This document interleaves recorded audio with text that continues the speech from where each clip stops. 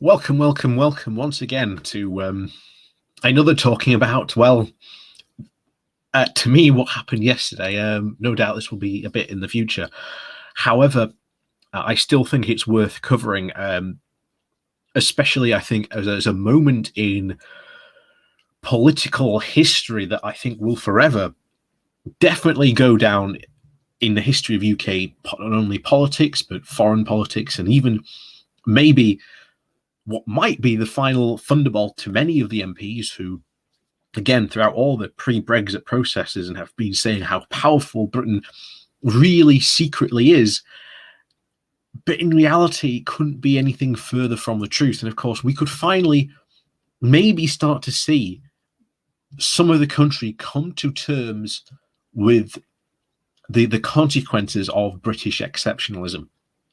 This might even be the defining moment where this starts to turn. Will it? I'm not 100% sure, but again, history will be indeed the judge on whether this is indeed that defining moment. So today we're going to go over this fantastic piece in the Eye, written by the always fantastic Ian Dunt. Like I say, if you would like to support the channel, then please remember to hit that like, share, and subscribe button. That always does help out massively. And of course, down below there are links to my Patreon page and a additional link called Buy Me Coffee, where you can, well, buy me coffee. And as always, thank you very much to all those people who do support the channel that way. So, the title is Tory MPs enraged and on the verge of tears in Parliament. They know Afghanistan is a world-defining moment. If you listen closely, you could hear the world changing. The Commons returned from its summer recess on Wednesday to discuss the disaster in Afghanistan amid an overwhelming sense of shock and humiliation.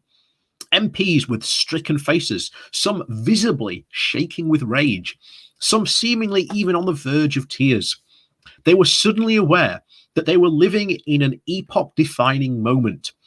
They were witnessing the decline of the West in its retreat from the world and the consequences which will follow on from that.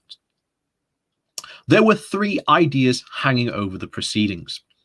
They were often left, however, unspoken, but they were dominated everything, every single word. The first was, of course, the special relationship with the US, and it is clearly a fiction that has been for far longer than the UK foreign policy establishment actually cares to admit. The second was that Brexit had burnt bridges with other Western powers, to whom Britain might now naturally turn. And the third was that the government is utterly unable to demonstrate any level of competence in a situation that actually demands it.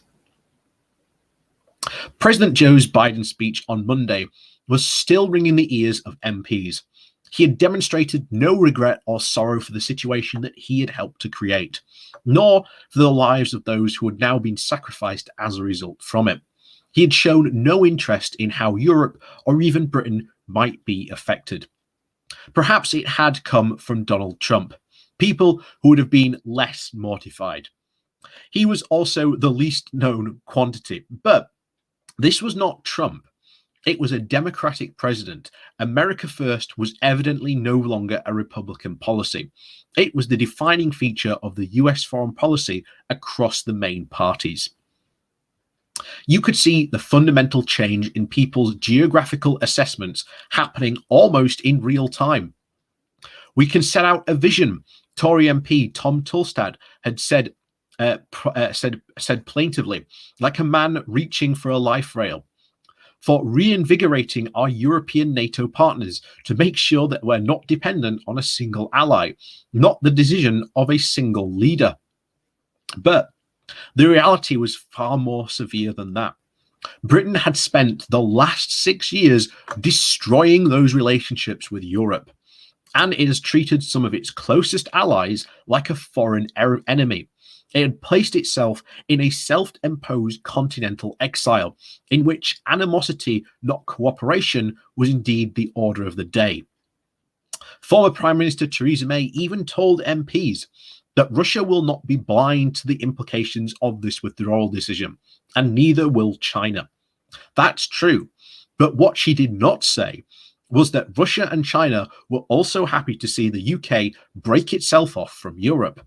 And the world's authoritarian leaders had looked on in bemused satisfaction as Britain had helped to tear up the rules-based liberal world order which it had done so much to create. Downing Street would have been quite satisfied if the outrage was restricted to Biden, but that did not happen. It was also directed towards the government, and it did not come exclusively from Labour MPs, but across the chamber. It was hardly surprising. The UK response to the Afghanistan crisis has been an object lesson in ineptitude, obfuscation, and complete moral bankruptcy. The Foreign Office's rapid deployment team, which was then sent to Kabul to assist with the evacuation, spent days stranded outside the country. The government applied restrictions on resettlements, which put thousands of Afghan allies at risk of Taliban reprisals. And on Saturday, as the Taliban approached the capital, the Prime Minister went on holiday. And on Sunday, when the city fell, the Foreign Secretary was sunbathing on a beach in Crete. The response of the British ambassador to the Taliban arriving at the gates of Kabul was personally processing the paperwork of those who needed to flee. The Labour leader, Keir Starmer, told MPs the Prime Minister's response to the Taliban arriving at the gates of Kabul was to go on holiday. It was the kind of thing you might expect the leader of the opposition to say in circumstances. But it was notable was the lack of pushback from the Tory benches. There was barely a murmur of protest, and the silence seemed to indicate the tacit acceptance of Starmer's argument.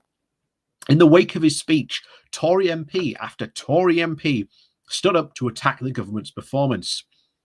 Was our intelligence really so poor, May asked?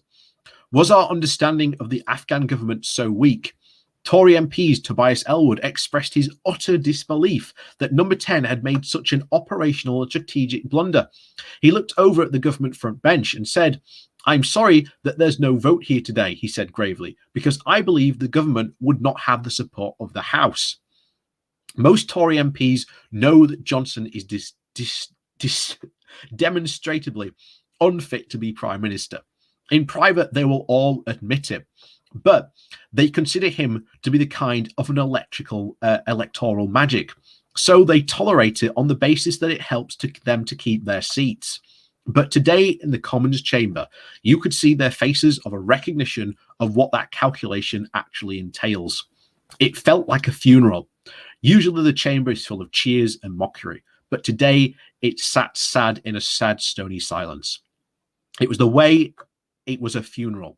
Now, fully and finally, MPs are realizing that the West was fracturing, unable to cooperate, wrecked by populist self-interest, and lacking in urgent patience and of basic moral stamina.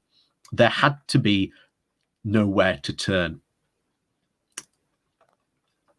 And yeah, that was the state in Parliament yesterday, and I completely, fully agree with that. There was indeed nowhere to turn from what was basically a lack of complete moral and basic government ineptitude. And this is what happens when you elect someone like Johnson. And Conservatives should have known it. And as Ian Dunt has pointed out, they all have admitted in private, Boris Johnson is the furthest Prime Minister they want in charge. He's completely royally done up Brexit. Brexit is not over.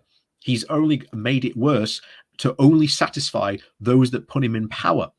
And even then, they are now the ones who are looking at the situation in Afghanistan, wanting to put forward the idea of global Britain, now only to realize that the idea of global Britain can never succeed after what has happened today. So with that said, as always, thank you for watching. We'll see you all next time. And of course, please do remember to hit that like, share, and subscribe button on your way out. And of course, down below, there are links to help support the channel as well. And as always, thanks for watching, and we'll see you all